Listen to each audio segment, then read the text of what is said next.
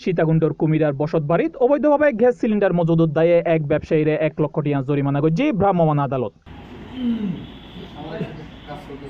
অভিযানের নেতৃত্ব দেন নির্বাহী ম্যাজিস্ট্রেট ও উপজেলা নির্বাহী অফিসার মোহাম্মদ ফখরুল ইসলাম। চট্টগ্রাম জেলা এনএসআইউর তথ্যের ভিত্তিতে বৃহস্পতিবার 7 মে সকাল 11টার সময় উপজেলার বড় কুমিরার ঘাটগড় এলাকার জনবসতিপূর্ণ গ্রামের ভেতর একখান পাকা বসতঘর নিচতলত গ্যাস সিলিন্ডার মজুদের অভিযান পরিচালনা করা হয়।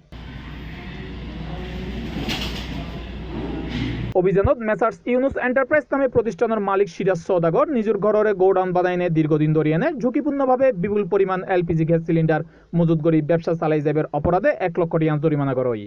জানা গেই প্রতিষ্ঠান ইভেন নামে সর্বোচ্চ 40 গ্যাস সিলিন্ডার সংরক্ষণের অনুমোদন থাকিলেও এডে 1000-এর অধিক পরিমাণে মজুত করি রাখা হয়।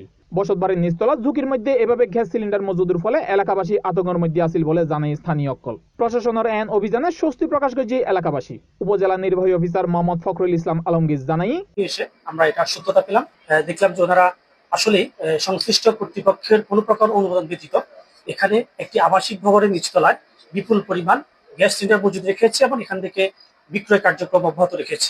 সেজন্য আমরা আইনের নির্দিষ্ট ধারায় তাকে 1 লক্ষ টাকা জরিমানা আরোপ করেছি।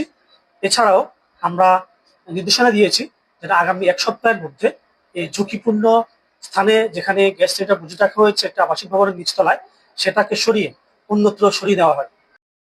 C+ TV, Chittagong.